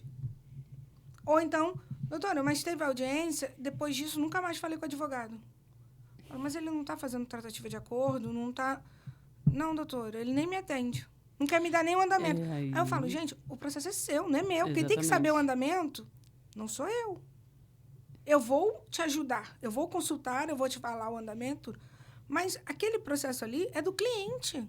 Então, o advogado tem que ter esse carinho de que você está prestando serviço para o cliente. E é a vida ali do cliente. Outra coisa, o que a gente faz lá no escritório? A gente distribui. Assim que distribui, Aí o doutor Gabriel já manda o protocolo ali com a numeração certinho com o tribunal, fala, você consegue acessar, você pesquisa, enfim. E às vezes o cliente manda até andamento pra gente, a gente recebeu o andamento. Tem cliente que já manda 7 da manhã, oi, doutor, tem andamento. Tem andamento aqui. Foi nem publicado. Você já sabe, você já olha, você recebe no e-mail, no WhatsApp. Já tive alguns clientes assim. Até interessante que ele está acompanhando. Não, pra gente, tudo bem. O que acontece? Hoje, lá no escritório, eu tenho só uma advogada para o pós-venda. É a Gabriele. Então, ela ali, o cliente, e isso era uma falha minha muito grande, porque a gente começou a crescer muito rápido, e aí era todo dia como é que está o meu processo. Mas por quê? Porque, assim, diferente de você que atende presencialmente, a gente é online. Então, o online, eu tenho que ter uma resposta rápida ali no pós-venda. Porque a pessoa fica assim, caramba, tô contratando a Daniele lá do Rio. Sumiu. Como assim sumiu, meu Deus? Então, assim, você tem que estar passando ali para a pessoa, eu tô aqui, eu existo, tá? A gente está te respondendo. Eu não te esqueci. Eu não te esqueci. E aí, a pessoa, ai, que bom que ele responde. Então, antes, eu não tinha alguém para fazer essa função e isso me gerava ansiedade de toda a equipe.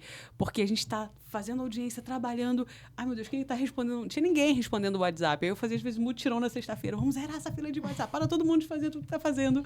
E alguma coisa vai ser parada para poder... Exatamente. É bom um pouquinho todo dia do que tudo num dia só. Exatamente. Isso gerava ansiedade pra gente. Eu já tinha uma pessoa, só que sozinha, não tinha jurídico. Eu tenho a menina que faz o atendimento. A Suzana, ela faz o primeiro atendimento, mas eu não tinha um setor jurídico do WhatsApp. Aí agora o Matheus tá só com o WhatsApp. Aí ele dá aquele primeiro atendimento jurídico ou tira aquela dúvida mais... Porque, infelizmente, tem muito cliente que quer falar com você, Daniele, quer falar comigo, Caterine. Só que a gente tem que estar em muitos lugares ao mesmo tempo. Exatamente. E aí, você não vai conseguir dar com qualidade, às vezes, uma resposta. Exatamente. Porque o funcionário que está ali, ele vai perguntar para você e vai falar assim... Isso, naquela hora você vai parar e vai responder. Agora, você perguntando de qualquer jeito, assim, você dá uma resposta, às vezes, atravessada, que vai chegar de outra forma no cliente, não completa. Como eu uso muito o Instagram e praticamente 100% dos meus clientes vêm pelo meu Instagram, às vezes eles querem falar comigo lá no direct sobre assunto do processo. Eu falo, cara, eu não vou saber de cabeça. Eu não vou saber. E aí eu falo... Então, até para evitar ruído na comunicação, eu falo, duplicidade vou te responder também. Pelo WhatsApp do escritório. Até porque o WhatsApp ele tem uma ordem.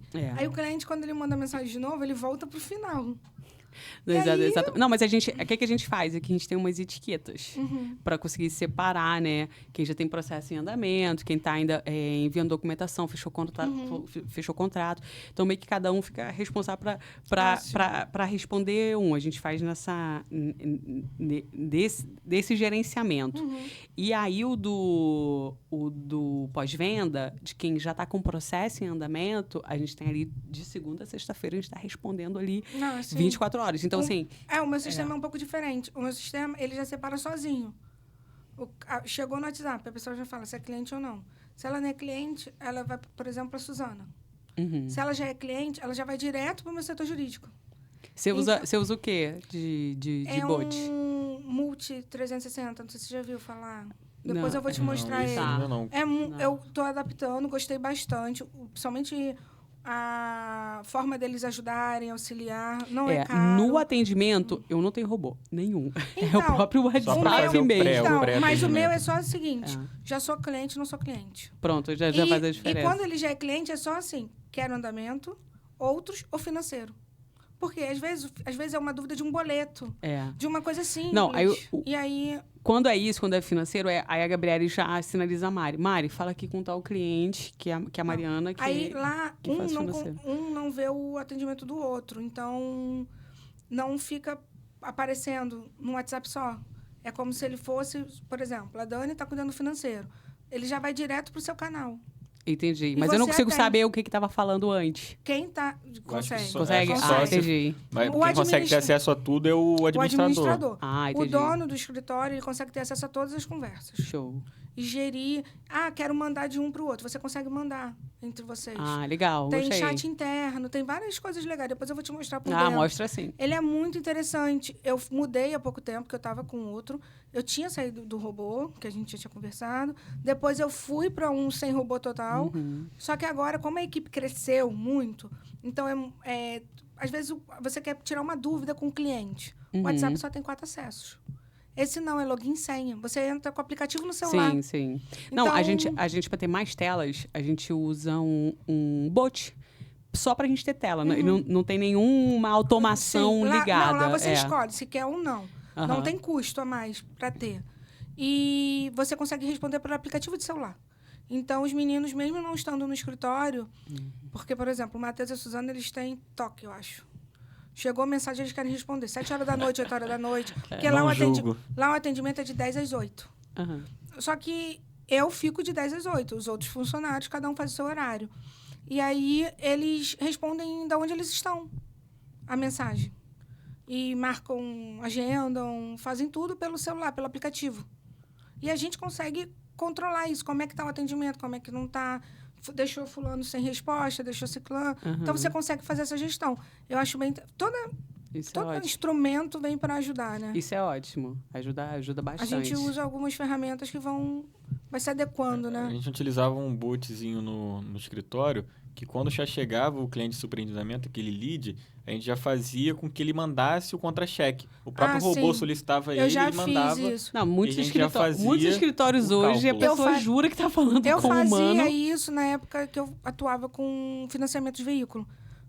Tem um contrato? Não tem? Me dá como é que conseguir a cópia e tudo. Eu fazia isso.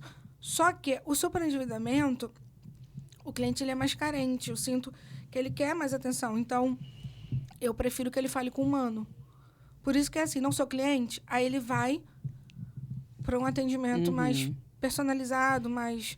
Já é cliente, porque às vezes o cliente ele quer falar sobre algo jurídico ou financeiro, ou até mesmo um novo assunto. Saber o andamento. Aí eu já faço essa separação, porque eu acho que fica mais fácil da gente, entre a gente mesmo, dividir. Eu gostei dessa forma e tá funcionando. A gente tá, eu acho que de 15 a 1 mês agora e tá dando certo. Quantos leads em média ali no dia de superendividamento? Então, lead novo, início do mês aumenta, né? Início e final de mês, normalmente, chega de 8 a 10. Durante o mês, já dá uma caída, vem 3, 4... Depende muito da semana. O meu público, eu achei que ia ser militar, o maior, mas o meu maior público é professor. Professor de eu estou na educação muito. Eu não sei se porque minha mãe é funcionária pública da educação. Então, isso faz com que... O algoritmo já te hackeou. Minha mãe tem a minha idade. Minha mãe, perdoa, eu estou falando toda idade. De magistério. Então, ela está muitos anos ali dentro. E aí, fala para um colega, aí um colega começa a me seguir. Eu acho que pela quantidade de seguidores eu ter da educação, acaba atraindo mais o público da educação mesmo, já normal. Então, já vem muitas pessoas de educação, muito por indicação também, né? Que aquele cliente já está satisfeito, está feliz com o resultado, e aí acaba falando, olha, tem essa lei. Porque muitas pessoas ainda desconhecem a lei, Desconhece. Né? Até o próprio juiz desconhece. Se o juiz que trabalha com lei não conhece a lei de superendividamento... É muito complicado. Não, mas é assim, tudo bem, a gente... 2021, 22, 23, 2024, gente. É uma lei realmente recente. Mas o nível de educação da população é complicadíssima. Por isso que eu acho interessante, o pessoal fala assim, agora tem um monte de advogado que faz superendividamento, que tem muito anúncio. Isso é ótimo, porque o nível de consciência sobe das pessoas. Não significa que vai contratar aquele advogado ali e tal. Mas, assim, me assusta o nível das perguntas dos advogados que eu recebo no direct. Sim. É porque você tem um contato já com a pessoa que se diz especialista. Exatamente. Né? Aí eu vou olhar o perfil, não consigo. Acho que ainda é pior. Eu não me seguro. Eu vou lá e olho o perfil e tá assim, ó. Especialista em direito bancário. Oi? Aí embaixo, previdenciário, trabalhista. Eu só falo assim... Nas horas vagas, Lucas, você também... Dá um erro meu. O impacto que eu tenho quando eu chego lá e vejo que aquela pergunta de um... Que eu falo, gente, não tem como um advogado especialista em direito bancário me perguntar isso. E aí, isso me assusta. Me assusta por quê? Porque eu falo assim, ele vai prejudicar o cliente dele. Não, Ele vai... E daqui a pouco, o que chega de cliente que já passou por advogado para mim, e aí eu falo assim, cara, milagre a gente não tá fazendo ainda. Porque é difícil. Cara, é muito difícil. Mas eu acho engraçado uma coisa da especialidade. Resolver é o cagada. seguinte, o bancário, por mais que tenha muita gente entrando agora, os especialistas se conhecem. Então, você sabe quem é quem. Aí, quando chega um cliente e vem, por exemplo, com a tabela da Dani, aí eu falo, veio da Dani. Já sei qual é a quebra dele. É da Dani? Tá xixando. Porque a qualidade do atendimento Achou eu já sei. a Dani cara. Eu já sei qual é o problema. Se ele veio da Dani, claro que a gente sabe que tem cliente que é adaptação, forma de tratamento. Tem uns que querem presencial e a Dani não faz. E aí tem essa troca até entre a gente mesmo. Cliente de Nova Iguaçu, Valqueira é longe pra mim. Então, Nova Iguaçu é mais perto, eu vou te indicar a Dani. Vai lá, ou a Lana, porque faz presencial. Qual é a forma que você... A gente não tem concorrência, Não eu tem. acho. No direito bancário não tem. Mas a gente se conhece, né? Como nicho, por mais que esteja muita gente entrando agora, são pessoas que já estão há muito tempo nesse nicho. Então, a gente se conhece. Aí eu acho muito engraçado quando a pessoa está começando agora, aí fala assim... não sei se você já viu o vídeo, mas tem uma advogada que fala de superendividamento, uma loirinha do Rio. Até aqui no meu direct. Aí eu falo assim, não sei se eu conheço, não. Começa com Dani e termina com L. Aí eu falo, eu acho que eu conheço, sim. Aí, assim, porque você fica meio... Aí, muito engraçado, quando o pessoal é do Sul, né? Aí eu falo assim, não, porque tem uma advogada do Sul que fala e não sei o que e tal. Eu falo... Pô, fala pra ela que eu disse que ela não sabe nada de direito bancário. Quando manda isso, ela já fala, é a Caterine que tá falando isso, né? Não, e detalhe, que tem muita gente que acha que ou que eu sou de São Paulo, ou que eu sou do Rio Grande do Sul. Não sei por quê. Não tem cara de sulista, não. Não tô falando com relação à aparência. Mas eu acho que é porque, talvez seja porque a Dani não fale tão arrastado. Ela não tem Ela fala de uma sotaque, forma mais... Ela fala de uma forma mais... Porque o carioca, ele arrasta um pouco, a gente já vai pro mais carioquês. A Dani tá em cima do muro. Ela tá em cima do muro. A Dani, ela fala de uma forma mais coloquial, assim. Não que fale com palavras difíceis. Não, você não fala com juridiquês. Mas você se porta, talvez, mais... Eu acho que, assim... Eu acho que vem muito da criação também da minha mãe, da questão, não fala palavrão, não usa gíria e tal, isso também. E aí acaba que também a internet também, como eu sou produtora de conteúdo, eu não posso usar uma expressão que seja aqui do Rio. Não, porque eu não vou, como é Brasil todo, eu não vou comunicar. Exatamente. Regional. Se eu ficar muito regional, eu não consigo comunicar para quem é de outros estados. Né? Então, assim, até dica para você que produz conteúdo. Tirando se você for do humor e usa aquele sotaque maravilhoso nordestino, continua, porque é ótimo. Mas pro direito, não é que você não tem que ter sotaque, mas evite, vamos lá, termos que são regionais, que alguém daqui não vai entender a tua explicação. Até porque tem estados que a objeção, por ser do estado, é maior, né? Também. Eu entendo muito o Sul, também por ser forte no bancário, a quebra de objeção para você fechar com cliente no Sul demora muito mais do que fechar com cliente no Rio de Janeiro ou do Nordeste. E eu vou te falar, eles pesquisam a gente no Google. Sim. Cliente pesquisa. Então, assim, uma das coisas que a gente deixa bem claro, né? E a Andra, quando está fazendo reunião lá no escritório com o cliente, online, né? Vídeo, ela fala, pesquisa o nome da doutora Daniele, vai lá pesquisa quantos processos tem, entra no processo dela. Quando tem dúvida, eu falo, você já viu já botou um nome no Google? Aí ele fala, eu vim por causa do Google, por causa da quantidade de estrelinha e tal. Então, tudo isso é importante, né? Tudo isso é relevante para o cliente se sentir confiante. Confiante e seguro também, né? Sim. E ver, porque assim, até a gente, né? Você vai contratar alguém. Vamos lá, vai contratar aqui o Você vai no restaurante. Exatamente. Aí você vai olhar... As avaliações. Mas assim, até uma situação de atendimento mesmo, de conversão.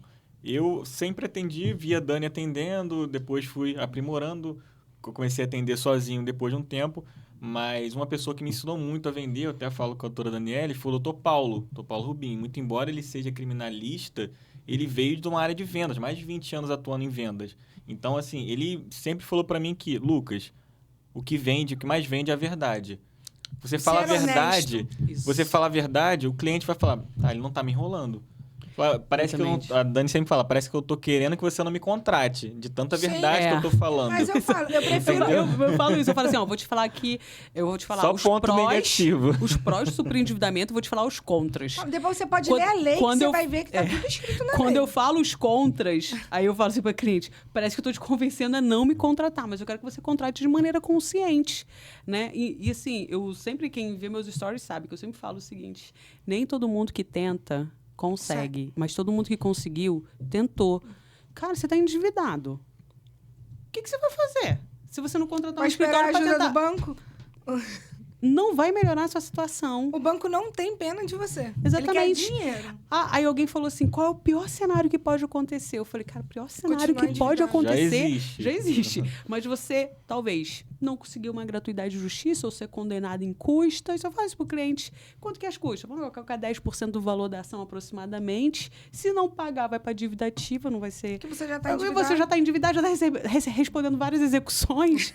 Então, assim, é só mais uma dívida na sua listinha de mais de 30 dívidas.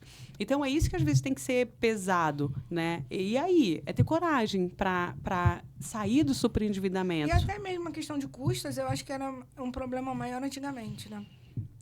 Hoje em dia, eu quase não vejo improcedência da ação do superendividamento. Porque, por mais...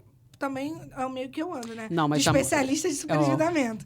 Aí mas a chance muito de eu ver... difícil de conseguir a tua idade. Porque, sim, exemplo... Não, isso sim. No Rio, em São Paulo, tá bem complicado. No Rio de Janeiro é aquilo. Você é funcionário público, você não pode pagar. Ou você tem um... Você tem um carro. Tem que dizer se você tem carro. Você vai lá e o financiamento tá atrasado. Aí como você se fosse fala... alguma coisa. Exatamente. Eu acho engraçado, porque eu tenho um agravo de instrumento que a desembargadora falou assim, não, mas ela tem ela financiou o carro, então ela tem como pagar. Excelência. Querida. Então, vamos falar a realidade assim. Eu tô entrando com um agravo de busca e apreensão. Você tá na busca e apreensão, porque ela não tenho dinheiro. E o carro é de agora, 2023, 2022? 2009. O carro, se vender, não paga 10% da dívida. A Elisete tá... qual foi o carro que foi financiado? É uma Porsche. 2025, tá zero a Porsche. Dá para vender amanhã. Exatamente. É totalmente assim, fora... Às vezes, né, também alguns desembargadores, alguns juízes vivem numa bolha. A gente tá na nossa bolha da realidade. Eu tô trabalhando com endividado. Tem contato todo dia com endividado. Exatamente. Eu sei que o endividado tá ali numa situação de, caramba, que a pessoa tá pensando em cortar os pulsos. E a gente tá ali calma, tem como sair no desespero. A gente faz sem o trabalho de psicólogo. Assim, a equipe toda lá do escritório, o bom é que a gente é muito humanizado. Então, assim, eles ficam tipo, caramba, eu quero muito que isso aqui se resolva para esse cliente. Eu acho que a gente tem que ser assim, né? Eu acho que é a base. E eles sabem mais detalhes do que eu, que normalmente eu tô ali mais na produção de conteúdo. O administrativo, né? E a gestão ali do escritório. Então, às vezes, eu falo assim, que cliente é essa aqui? Que às vezes me mandou um direct. Quem é essa? Ele já sabe, não, essa é fulana, que o filho não sei o que é lá. Aqui eu falo, oi? Vocês leram isso em algum lugar? Não, só... Porque, assim... A minha memória também, pela minha idade, não querendo falar que eu sou velha... Não, mas quando a gente se torna advogado, a gente perde a memória, gente. Não tem como. Sou eu, seu cliente. Qual? Não, eu até lembro. Exatamente. O cliente e tal. Mas, assim, o caso exatamente, não vamos conseguir. Eu acho que pré-requisito, se formou, passou na OAB... Pronto, começou a amnésia. Não, o que acontece... O que acontece muito... Realmente, gestão de escritório não é simples, não é fácil. Não é fácil, assim... É de chorar. Não, porque você vai administrar tantas pessoas ali e você ainda tem que administrar os clientes. Então... Exemplo. É muita coisa. Quando a gente abre um escritório, se meu escritório hoje, pagando toda a folha de funcionários, todos os softwares que a gente precisa, todos os máquinas, tudo que a gente tem que pagar hoje é 50 mil o custo do escritório, quando vira o mês, já primeiro, eu tô 50 mil negativo. Já começa devendo. Eu já começo devendo. Para abrir a porta, né? Nem aí isso seria computador. Se eu ligar o computador, já começa... Aí seria um papo outro podcast. Pra gente falar de empreendedorismo dentro da advocacia. Mas o assunto hoje quis muito falar sobre superendividamento, né? A gente já tá aqui no horário. E, assim, Agradecer, eu espero que quem estiver assistindo aí de casa tenha gostado, mas agradecer principalmente a Catarine, que veio aqui para Nova Iguaçu, meu país de Nova Iguaçu, né? Rio de Janeiro, pra quem não sabe, a gente é de Nova Iguaçu, Rio de Janeiro. E aí a Catarine veio aqui, eu fico muito honrada, assim, porque a gente troca muito, e a Catarine, assim, é de uma inteligência, assim, que eu fico, caramba, também fico bebendo da fonte ali, sabe? Não é só... Vindo da Dani, é sempre uma troca. É sempre uma troca. Lucas aqui, meu fiel escudeiro, né, Lucas? Estava no Rock in Rio comigo. Que não pegue nosso WhatsApp, que tá tudo certo. Exatamente. E detalhe que você comentou, que um cliente que a gente atendeu foi para você, já mandou a planilha nossa, teve um cliente nosso. Foram até, acho que 2.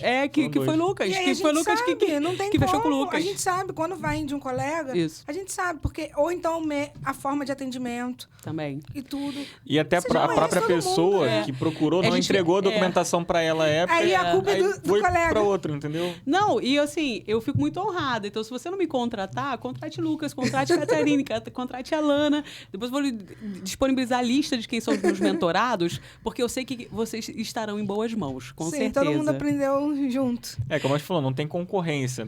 A gente participa todo mundo junto. Até porque a gente não vai conseguir abraçar todos os endividados do Rio de Janeiro. Não tem nem que como. A gente queira. Nem impossível. Não tem como. Não tem maquinário para entregar isso tudo. Dá. E agradecer muito o Lucas, que está aqui, fiel escudeiro. Agradecer a Catarine, né, por ter participado aqui do nosso primeiro episódio do podcast. Eu espero que vou tentar fazer com mais frequência, ter mais convidados. Eu sei que vai ser muito bom. O próximo é um prazer estar aqui. A próxima vez, outra vez eu vou estar aqui para tentar somar um pouco e aprender sempre, né? Como a gente fala, é sempre uma troca aqui.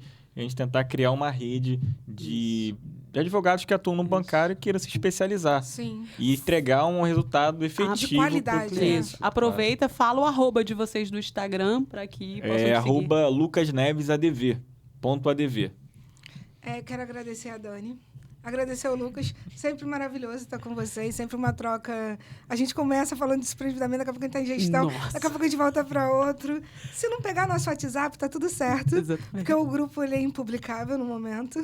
Exatamente. Mas sempre agradecer a companhia de vocês e o convite. Foi uma honra estar aqui, aprender sempre com vocês.